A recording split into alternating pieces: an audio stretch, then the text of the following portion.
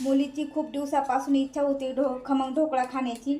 आज मुलगी शाळेतून येण्याआधी तिच्यासाठी सरप्राईज आहे खमंग ढोकळा।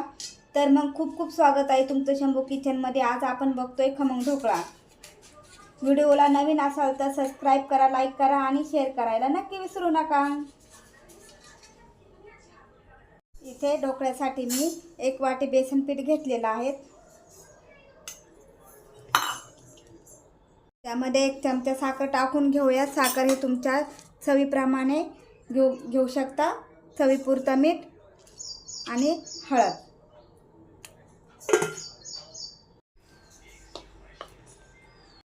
आता यामध्ये थोडं थोडं पाणी टाकून घ्यायचं आणि छान असं हे एकसारखं भिजवून घ्यायचं। हे आता आपलं पीठ तयार आहे। आता इथे 10 मिनिटासाठी आपण बाजूला ठेवून देऊयात।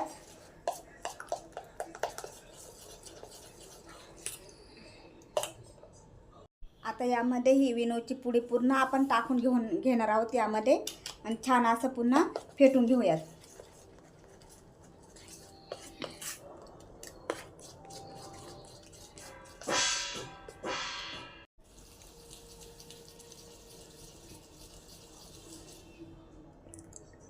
इथे ताटाला मी आता तेल लावून घेतलेलं आहे। हे आता पूर्ण असं सेट करून घेऊयात खाली थोडं आपटून। इथे मी कढईमध्ये पाणी ठेवलेलं होतं। आता हे ताट्या कढईवरती ठेवून घेऊयात। ढोकळा होण्यासाठी कमीत कमी 20 मिनिटं लागतात। त्यावरती असं झाकण ठेवून देऊयात। आता आपण इथे तडक्याची तयारी करून घेऊयात। तेल गरम झालेलं आहे, त्यामध्ये मोहरी टाकूयात। मोहरी तडतडल्यावरती हिरवी मिरची टाकून घेऊयात।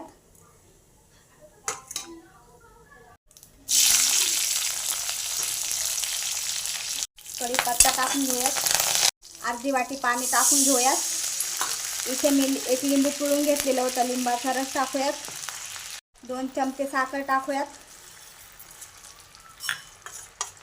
चवीपुरतं मीठ। हा तडका आता छान 2 मिनिटं आपण शिजून घेऊयात। इथे बघू शकता आपला ढोकळा खूप छान आहे, मस्त झालेला आहे। आता मी इथे ताटात काढून घेते।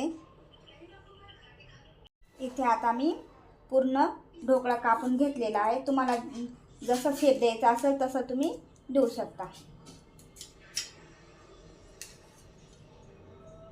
हे बघू शकता, वाव, खूप छान झालेला आहे।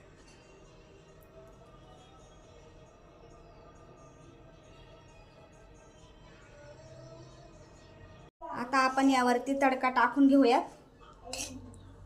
आता छान पूर्ण चव बाजूला पसरून द्यायचा।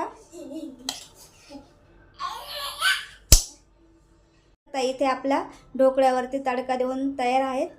खूप छान झालेला आहे आणि दिसतो पण छान। तुम्ही नक्की ट्राय करा आणि तुमची रेसिपी कशी झाली कमेंटद्वारे नक्की कळवा। तर मग व्हिडिओ जराही आवडला असेल तर लाईक करा, शेअर करा आणि सगळ्यात महत्त्वाचं सबस्क्राईब करा। वेळात वेळ काढून माझा हा व्हिडिओ बघितल्याबद्दल तुमच्या सर्वांचे मनापासून खूप खूप अभिनंदन। तर भेटूया अशाच पुढील नवनवीन व्हिडिओमध्ये। तोपर्यंत मस्त राहा, आनंदात राहा आणि सगळ्यात महत्त्वाचं खात राहा।